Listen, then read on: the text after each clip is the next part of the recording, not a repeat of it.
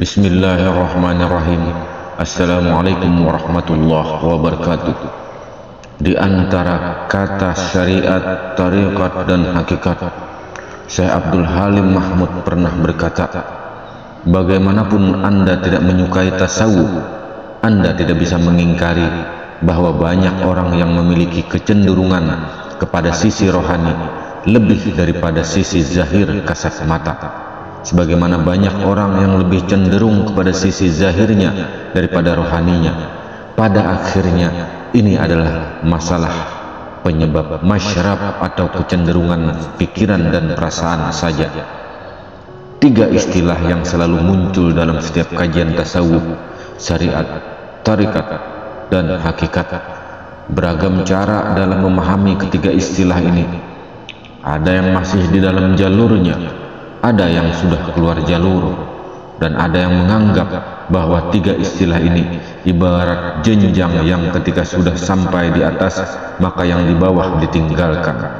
Tidak heran jika ada yang merasa sudah sampai ke level hakikat, ia merasa tidak memerlukan syariat lagi. Ini sesuatu yang ditentang bahkan oleh tokoh-tokoh tasawuf sendiri.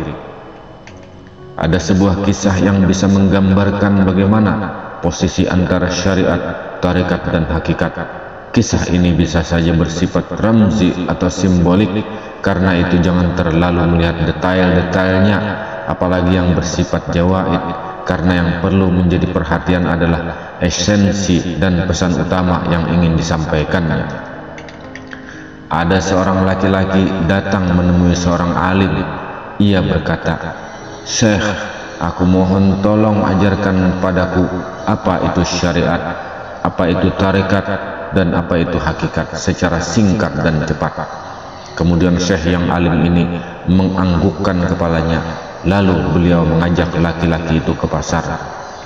Ketika tiba di pasar, kemudian keduanya melihat seorang penjual buah-buahan. Syekh tersebut berkata pada laki-laki tadi, "Orang itu di masa mudanya melakukan dosa besar, ia pantas untuk ditampar. Pergilah ke dekatnya lalu tampar wajahnya." Laki-laki ini mulainya ragu, bagaimana mungkin ia akan menampar orang yang tidak ia kenal dan tidak pernah ada masalah apapun dengannya. Tetapi demi menuruti perintah syekh, ia pun melangkah menuju penjual buah itu lalu menamparnya. Tidak menunggu lama, penjual buah tersebut membalas tamparan laki-laki itu dengan tamparan yang lebih keras. Tetapi ketika tahu kalau syekh yang menyuruh, penjual buah itu meminta maaf. Keduanya kembali berjalan. Tiba-tiba mereka melihat seorang penjual daging. Kemudian syekh berkata kepada laki-laki tadi, "Orang ini juga telah melakukan dosa di waktu mudanya. Ia berhak untuk ditampar. Datanglah ke dekatnya, kemudian tamparlah mukanya."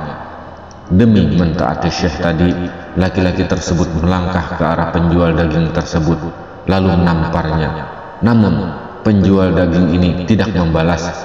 Ia hanya menengadahkan wajahnya ke langit dan berkata, "Cukuplah Allah tempatku mengadu, biarlah dia yang membalasmu."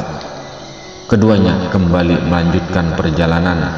Tiba-tiba mereka melihat seorang tukang jagal yang berbadan tegap dan besar.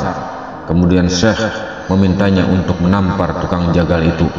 Dengan sedikit takut ia melangkah ke arah tukang jagal lalu menamparnya. Setelah ditampar, tukang jagal ini hanya tersenyum. Ia tidak membalas sedikit pun. Lalu ia berkata, "Sampaikan salamku kepada gurumu." Kemudian syekh tadi berkata kepada laki-laki itu, "Yang pertama tadi itulah syariat. Kezaliman dibalas dengan kezaliman, dan memang untuk itulah ia diturunkan, mengatur hubungan antar manusia secara tegas dan adil. Adapun yang kedua, itulah tarekah. Ia tidak mengambil haknya, ia menyerahkan semuanya kepada Allah. Apa balasan yang pantas untukmu? Sementara yang ketiga, itulah hakikat.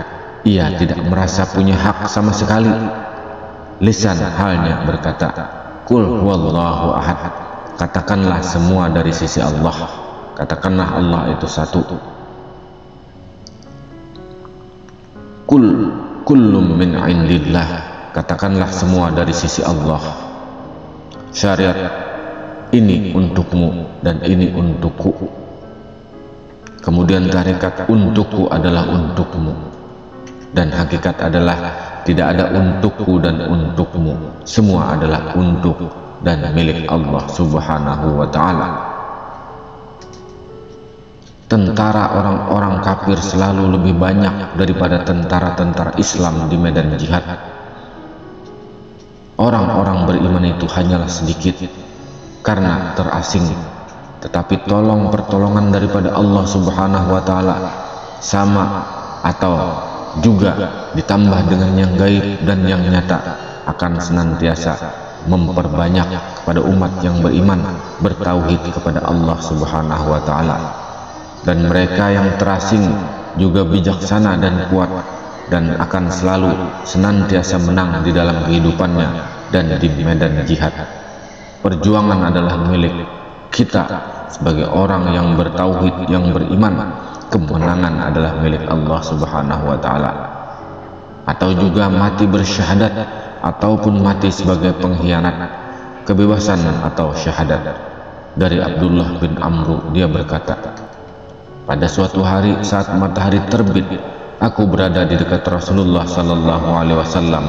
Lalu beliau bersabda, akan datang suatu kaum kepada Allah pada hari kiamat nanti, cahaya mereka bagaikan cahaya matahari.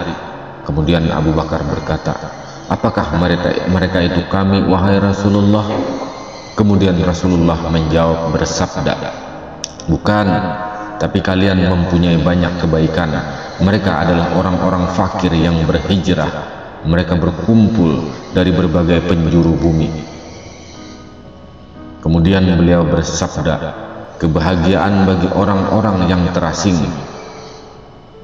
Kebahagiaan bagi orang-orang yang terasing. Diulang berulang kali. Ditanyakan kepada beliau, siapakah orang-orang yang terasing itu? Kemudian Nabi Muhammad SAW bersabda, mereka adalah orang-orang yang soleh, yang jumlahnya sedikit di antara manusia yang buruk. Orang yang menentang mereka lebih banyak daripada orang yang mentaatinya. Orang-orang soleh tersebut sangat ditakuti oleh orang-orang yang zalim. Mereka tidak mau ada orang soleh di antara mereka. Mereka tidak mau ada orang yang jujur di antara mereka, karena mereka berbuat keburukan, berbuat kejahatan. Takut mereka ditegur dan mendapatkan bala daripada Allah Subhanahu wa ta'ala. Demikianlah, wallahu a'lam bishawab. Assalamualaikum warahmatullahi wabarakatuh.